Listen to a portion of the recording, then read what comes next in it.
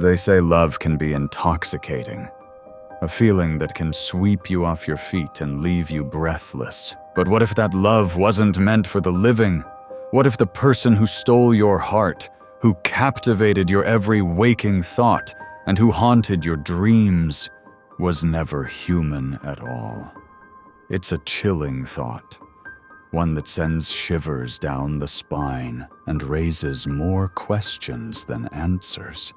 So, is it possible that love can conquer even the boundaries of life and death? Or is it just a recipe for disaster, a collision course with heartbreak and tragedy? As an engineer, I'm no stranger to traveling for work, but this time I was sent to a country renowned for its impressive infrastructure. The company had arranged for me to stay in an old apartment building, just a 10-minute walk from the construction site I was studying. The building's exterior was unassuming, but as I stepped inside, I was immediately struck by its eerie presence. It wasn't abandoned, but it felt lifeless. The walls were cracked, the paint peeled off in long strips, and the dimly lit corridors stretched out endlessly, like a labyrinth waiting to be explored. The air was thick with the scent of decay and neglect, and I could hear the creaks and groans of the old building settling around me. The elevator, a rusting steel box, stood at the end of the hallway, illuminated by a single flickering bulb that cast eerie shadows on the walls. Its metallic doors were dented, as if someone or something had tried to claw their way out. I felt a shiver run down my spine as I approached the elevator, but I pushed the feeling aside. After all, I wasn't one to complain. The apartment was free, courtesy of the company, and I wasn't about to look a gift horse in the mouth. I stepped inside the elevator, pressing the button for the 4th floor. The doors screeched shut, and a dull hum filled the air, making my teeth vibrate. The buttons were faded, some missing altogether, and only 2 of the 4 ceiling bulbs flickered with weak light, casting an eerie glow over the elevator's interior. The ride up felt endless, the elevator creaking and groaning as it lurched from floor to floor. When the doors finally creaked open, I stepped into a long corridor. The doors to the other apartments tightly shut, some bearing old newspapers stuck to their peepholes like makeshift curtains. But as I entered my unit, I was surprised to find that everything seemed perfectly normal. The living room was fully furnished, with a plush couch and a coffee table that looked like it had been recently polished. The kitchen was stocked with all the essentials, including a fridge that was surprisingly well stocked with beers. A small LED TV sat against the wall, its screen glowing with a soft blue light. It was almost too perfect, given the building's state of disrepair. I felt a pang of unease, wondering if I was missing something, but I pushed the feeling aside. After all, I was just grateful to have a place to stay. Little did I know, my stay in this apartment would be anything but ordinary. The days passed uneventfully, a blur of work and routine until Saturday night. With Sunday being my only day off, I decided to visit a bar nearby, hoping to shake off the feeling of isolation that had been creeping up on me. The bar was a warm and welcoming place, buzzing with life and laughter. I took a seat at the counter, ordering a whiskey as I surveyed the crowd. The bartender, an older man with tired eyes and a worn expression, struck up a conversation as he polished a glass with a white cloth. "You're new here," he said, his voice low and gravelly. "Where are you staying?" I mentioned the apartment's name, and his face darkened like a cloud had passed over the sun. He looked at me with a serious expression, his eyes seeming to bore into my soul. "You should head home early," he warned, his voice low and urgent. "And never take the elevator after midnight." I frowned, feeling a shiver run down my spine. "Why?" I asked, my curiosity piqued.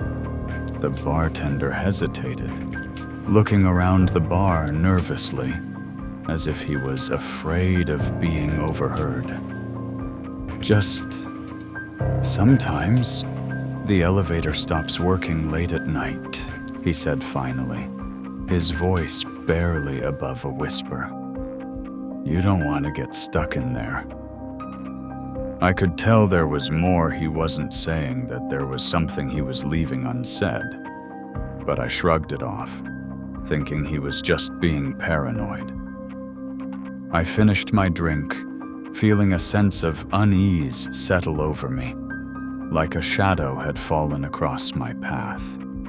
As I left the bar, I couldn't shake the feeling that the bartender had been trying to warn me about something that had nothing to do with the elevator's reliability.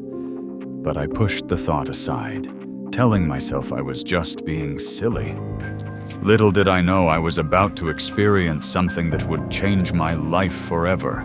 A week later, my coworkers threw me a farewell party at the same bar, and we drank, laughed, and reminisced until the night wore on. I lost track of time, but when I finally glanced at my watch, I realized it was past 1 a.m. I called an Uber and reached my apartment building just before 1:30 a.m. The streets were empty, unnervingly silent, and the only sound was the distant hum of a car driving by. I stepped into the lobby, the fluorescent lights overhead casting an eerie glow over the deserted space. I pressed the call button for the elevator, and the display above the doors flickered to life, showing that it was stuck on the second floor. I sighed, assuming someone was using it, and leaned against the wall to wait. But as I stood there, I caught a scent, soft, floral, intoxicating. It was a scent so delicate yet so overwhelming that it sent a shiver down my spine. I felt a sudden jolt of awareness, as if my senses had been heightened, and I was acutely aware of every sound, every movement, every breath. And then I felt it. Someone standing behind me. I turned, my heart skipping a beat, and that's when I saw her. A woman, breathtakingly beautiful, with long, silky black hair cascading down her back like a waterfall of night. Her pale skin was luminous under the dim light, and her eyes were dark, deep pools that seemed to hold the night itself. Her lips curved into a soft smile, and for a moment, I forgot to breathe. I was frozen, my eyes locked on hers, as if time itself had stopped. "Waiting for the lift?" she asked in a smooth, velvety voice, her words barely above a whisper. I nodded, unable to look away, my voice caught in my throat. The doors groaned open and we stepped in together, the elevator's metal walls seeming to close in around us like a trap. I pressed 4, she pressed 5, and the scent of roses became stronger, filling the small space with an intoxicating aroma. The elevator began its slow ascent, the numbers ticking by with an agonizing slowness, and I felt my heart pounding in my chest, as if I was trapped in a dream from which I couldn't wake up. As we stood there, the silence between us grew thicker, like a fog that was slowly enveloping us. I felt a sense of anticipation building, a sense of expectation, as if something was about to happen, something that would change everything. And then the elevator stopped on the second floor, the doors opening with a creak, and I felt a jolt of fear, as if we were not alone in the elevator, as if something was waiting for us outside. The atmosphere between us was almost romantic. Her presence was comforting, yet mesmerizing, like a warm breeze on a summer day. I wanted to say something, but the words caught in my throat, as if my vocal cords had been frozen in place. I felt like I was drowning in her eyes, which seemed to be pulling me in with an otherworldly force. Then the elevator stopped. Level 2. The lights flickered, like a candle flame in the wind, and I frowned, pressing the buttons, but nothing happened. The elevator was dead, trapped in a state of limbo, and I was starting to feel a sense of unease. She just stood there, smiling, her eyes glinting with an unnatural light. Something about her felt off, like a discordant note in a beautiful melody. I tried to break the silence, to shatter the spell that seemed to be holding me in place. The bartender at the bar warned me about this elevator, I said, chuckling nervously, trying to sound casual. He said it stops working at night. Her eyes met mine, and her smile widened, revealing teeth that were just a little too sharp, like a predator's fangs. "Did he now?" she said, her voice low and husky, like a whispered secret. My stomach twisted, like a snake slithering through my intestines. The floral scent was overwhelming now, suffocating, like a bouquet of dead flowers. I noticed something else. Her reflection in the elevator's mirror was blurry, distorted, while mine remained clear, like a reflection in a still pond. It was as if she was not quite solid, not quite real. The air grew heavy, like a physical presence, pressing down on me. My chest tightened as the lights flickered wildly, like a strobe light in a nightclub. Then a whisper, soft, but not hers, a voice from behind me, like a ghostly presence. "Don't look away." A chill shot through my spine, like a cold wind blowing through my bones. My breath hitched, like a caught fish, and I turned slightly, catching a glimpse of movement in the mirror. Something behind me, something that wasn't her. A shadow, shifting, crawling up the walls, like a living thing. Then the lights died, plunging the elevator into darkness like a tomb. A giggle, close, too close, like a madwoman's cackle, sent shivers down my spine.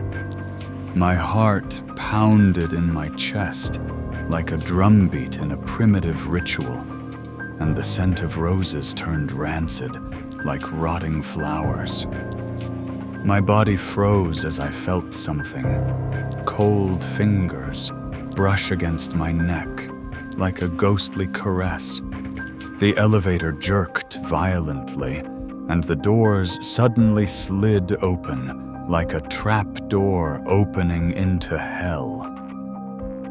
I stumbled out onto the 4th floor, gasping for air, turning back to see the woman was still inside, But now her face was wrong. Her smile was impossibly wide.